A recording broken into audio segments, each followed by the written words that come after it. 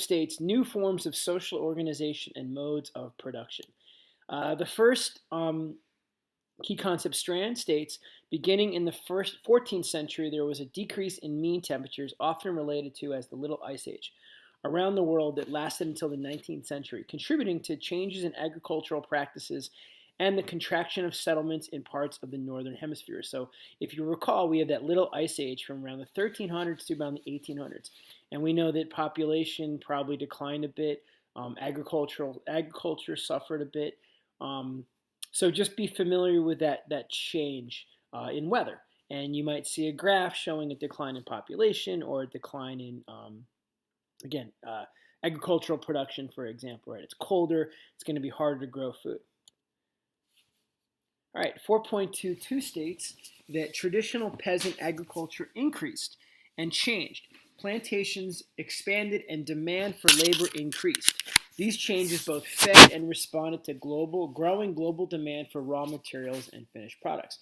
So you want to be familiar that in some places, peasant agriculture was less important, like in Northern Europe, in England and France. However, in places like Russia and in China, peasant agriculture was still very common and was actually increasing. In terms of plantations, we're going to see sugar plantations in Brazil, in South America, in the Caribbean begin to emerge. And we know that there's going to be demand for labor, whether it's indentured servitude or slave labor, right, or even Native American labor, that's going to increase.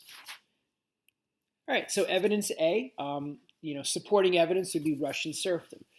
So we know that although the feudal system in Europe was pretty much coming to an end by the 1400s or 1500s at least, and peasants are going to begin to, or lower class Europeans are going to basically begin to work for wages. However, in Russia, serfdom was still very important, and conditions were very difficult. In fact, a third of Russians were serfs by the mid 1800s or the mid 19th century, and they paid heavy taxes. That's going to result in a peasant rebellion under Catherine the Great, known as the Cossack or Peasant Rebellion. Remember, she gives more power to the boyars, who are the landowners, to limit peasant freedom. And as time would go on, they would get frustrated. Eventually, Russia would emancipate serfs, mostly due to Russia's inability to do well in the Crimean War. They blame, the lower classes' inability to fight effectively on their peasantry. And overall, understand that whether it's in the United States or in Europe, when an economy is based on slave labor or peasantry, you're not going to see a lot of innovation. You're not going to see a lot of, you're not going to see a lot of, you'll see wealth, but you're not going to see a lot of, scientific or economic innovation. All right, the Mongols, under Akbar, peasants did exist. They worked the cotton fields and they worked in textile operations. In the Qin Empire, peasants worked in silk factories where they would not only grow mulberry plants, but they would even work in the silk mills. So again, peasantry or peasant labor was still being used in China as well. There would be a rebellion there too. The White Lotus Rebellion, where peasants would grow frustrated over high taxes during the Qin Empire. All right, evidence B states slavery in Africa continued both the traditional incorporation of slaves into households and the export of slaves to the Mediterranean and Indian Ocean. So this focuses on slavery not in the Americas, but in the Mediterranean and Indian Ocean region. So remember, before slaves were going to the Americas, they were going to the Middle East and Asia, right? So Arab and Asian merchants would buy slaves from the Swahili coast or the eastern coast of Africa. At that time they preferred women to men, so positions were mostly in, domestic labor. They often would work in seaports, even as soldiers. If slaves were put into Islamic communities, they still had certain rights, for example, marriage. And even in Africa itself, right, slavery was very common. It was a byproduct of war. So, African slavery or the transatlantic African slave trade was not the first, exportation of African slaves. All right, evidence C states the growth of the plantation economy increased the demand for slaves in the Americas. So now we're focusing on the Atlantic slave trade, right? So we know the Portuguese are the first to initiate the African slave trade in the Atlantic region, right? As they travel around Africa, they come in contact with these empires and they begin to pull Africans out. They are sent to sugar plantations in Brazil. Obviously, the Spanish follow, the English follow. And we basically have 12 million African slaves that are sent to the Americas. Remember, they're brought to the Americas because American Indians are not really great workers. African slaves were better suited to the hot climate and the intensive work on those sugar plantations. There was resistance. In the interior mountain region of Jamaica, escaped slaves would often find haven. They would form maroon communities. Think about being marooned on an island, right? Maroon communities in Jamaica were actually seen as a threat to the British sugar plantations. And sometimes these maroon communities would raid those coastal plantations. So that's an example of resistance, right? Whether it was passive resistance, like maintaining your religion or your African culture, or active resistance would be like a slave revolt. So religion was one way to assert their freedom, and they would, again, probably continue to practice Islam, or maybe they would combine their religion with, Christianity. Like we think of, right? All right. In Brazil, there was the practice of manumission, or the voluntary freeing of slaves. So it was seen as an act of Christian charity to free a slave. So it was common in Brazil. By 1807, the English Parliament finally abolishes the slave trade. And a lot of it had to do with Britons or English kind of, they believed that slavery went against their traditions of liberty. In the United States, the slave trade would also be abolished around that period of time. But as you know, we don't actually abolish slavery for much later. So the English had abolished slavery, in the early 1800s. Also, the Enlightenment kind of promoted this idea, right? Natural rights of freedom and liberty. King Afonso, if you recall, we talked about him. He was frustrated with the Portuguese slave trade. He was the leader of the Congo Kingdom in 1526. He would, he allowed lower class members to be used for the slave trade, but his big fear was that as you pull people out of his empire, that would depopulation will hurt his economy, especially if you're taking out younger men and women. Also, he believed his authority was being undermined. He believed that he did not believe that his people were able to trade for goods without his involvement. And there was kind of this trade happening, without his approval. He just basically feared that Europeans were getting too powerful and too influential in this region. And if you recall, I think it was one test where we read a letter he wrote, or I think it was a DBQ. He wrote a letter to the King of Portugal, concerned about what was happening. Equiano, you've probably read about him. He's a former British a slave in America. I believe he was in the Caribbean, who eventually achieved his freedom, and he wrote a book about his experience that was probably the basis for many history books and movies about the slave trade. So he's an example of again, fighting for freedom, and again, his description of you might see him in a source, for example. So overall, the impact on Africa was negative. Although some empires like the Ashanti Kingdom and the Dahomey states, did use trade slaves for guns, and that gave them that allowed them to conquer neighboring kingdoms.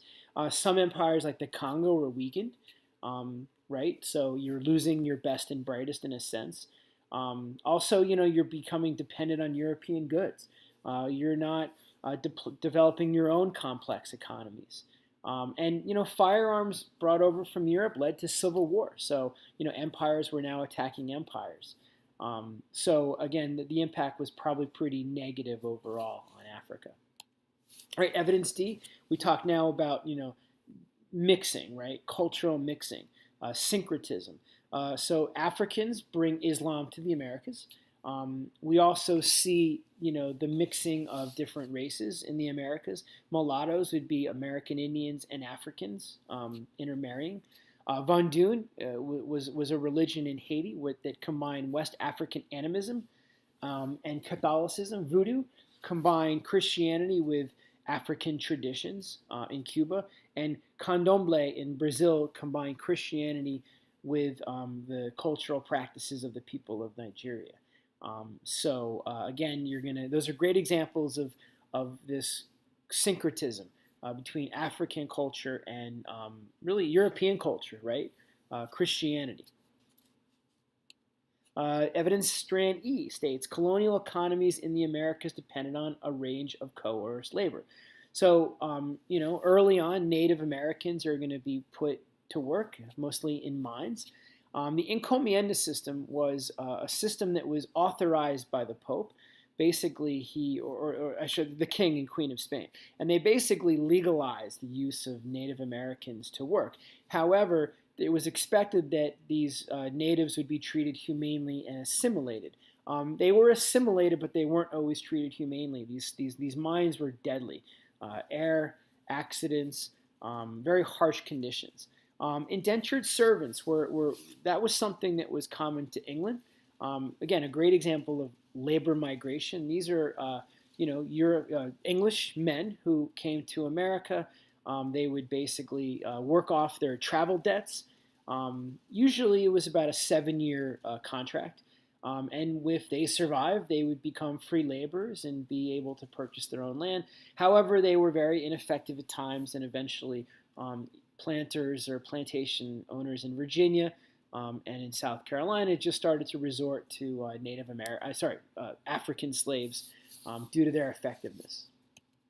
The Spanish would adopt the Inca Mita. Remember the Mita system, where the government would pretty much it was the duty of the Inca people to work on government projects. An obligation, a labor of obligation, a requirement, not slavery, but think of it more as conscription like for military service. But the Spanish turned it into this coerced labor system that was really connected to the encomienda system. So basically, it's slavery.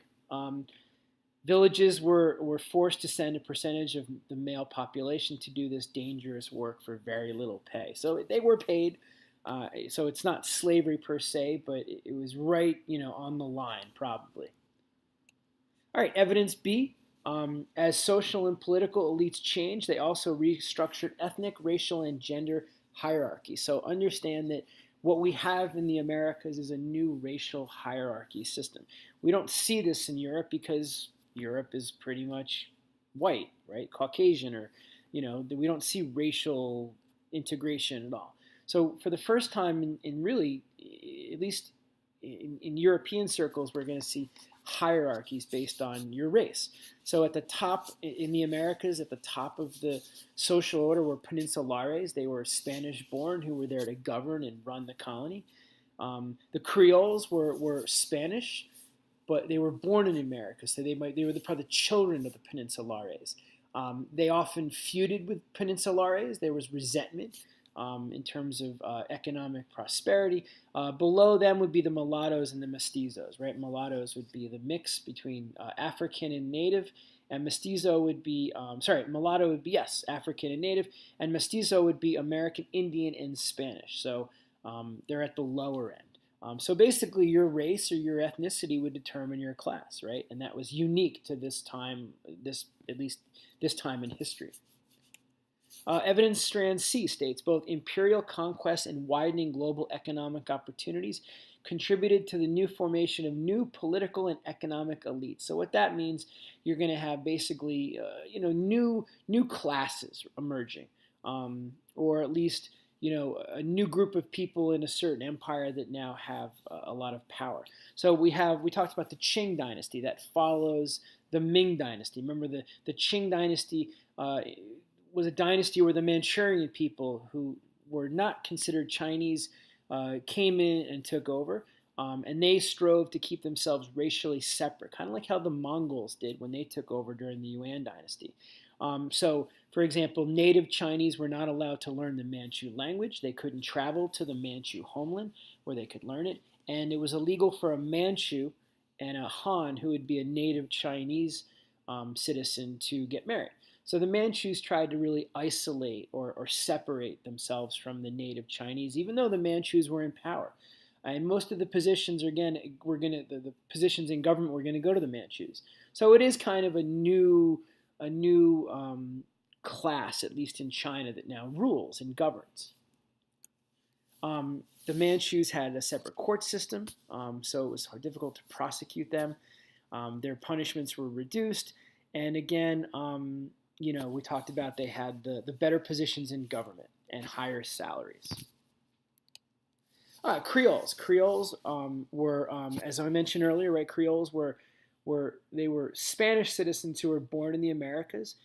They did own a lot of the plantations established by the encomienda. They had a different culture than, say, what Spanish-born would have in, say, Spain. They were Catholic, and they tried to, spread Catholicism, but also maintain a patriarchal and hierarchical order, right? So they would be on top, or at least above, the mulatto or the mestizo, right?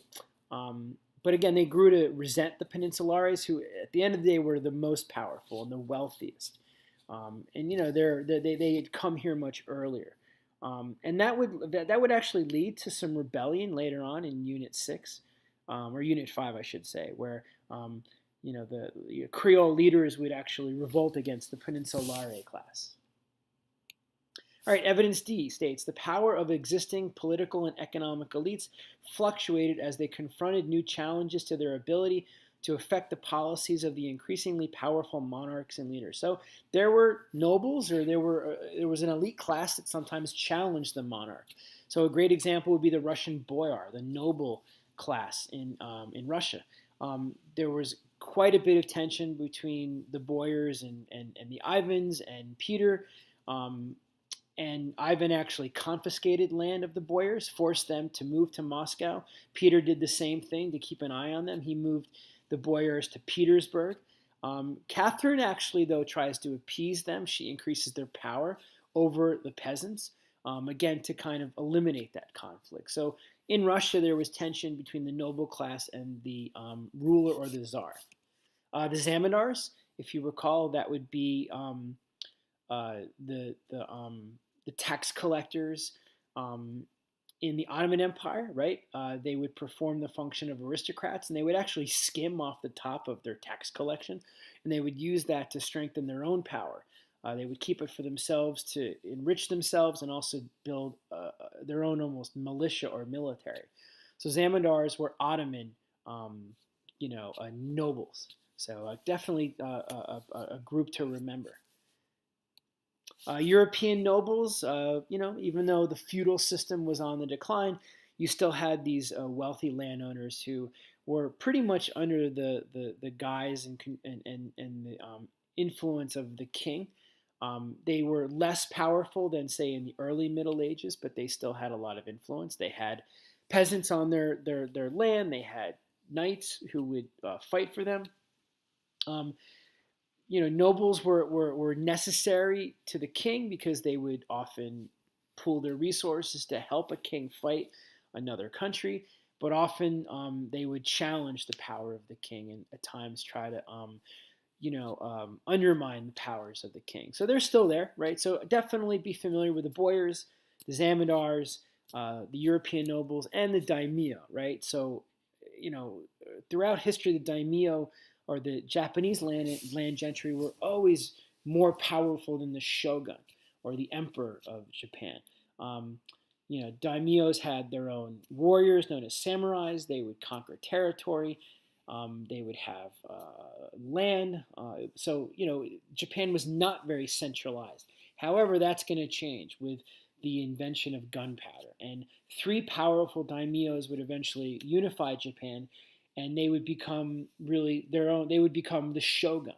The most famous would be the uh, Tokugawa shogun, and we'll mention him at the end. So, during this period of time, the 13, 14, and 1500s, the daimyo would lose power, and a shogun who had once been a daimyo would kind of now centralize power. All right, evidence E states some notable gender and family restructuring occurred, including demographic changes in Africa that resulted from slave trade. So we talked about the negative effect of the slave trade. It created an imbalance between women and men, which led to increased polygamy and new gender roles. So as more men were taken out of Africa, women had to assume some of those male roles. On the plus side, population did grow because of the foods coming over from the Americas. In Southeast Asia, there was something known as a temporary marriage, where merchants would enter into relationships with local women. These merchants were probably Islamic, and this would benefit both parties. Merchants would now have access to these local markets in, say, Malaysia or in Indonesia. Obviously, they would have relationships with these women. The women would gain gifts and support for their children, and exposure to the outside world. These weren't always forever. Eventually, these marriages would end, and these merchants would return to their native land. It did allow women to create networks of trade and start to develop some influence on local politics. So these temporary marriages definitely benefited women in this part of the world. And again, we're talking about Southeast Asia, Malaysia, Indonesia, Singapore. Trying to think of some of those other countries, but that's basically it. European families, actually, you're going to see the European family decrease in size. As more families left the feudal lands, they would move to urban centers like London, and they would have fewer children. It was an expense to have a lot of children. So as time would go on, the number of children would decline. So that's going to lead to some population decline. Men and women were also marrying later in life, as opposed to on farms where you would want a large family to help you with your farm. And this was known as the development or the beginning of the nuclear family. So your family, the size of your family was tied less to property ownership, and it was more based on being centered emotionally. So basically, what that means is that you were having a family. You actually thought about how many children you had in terms of your ability to take care of them, as opposed to, hey, I need a lot of children to help my farm. So your reasoning or your justification was different. All right, guys, that's it. Key concept 4.2.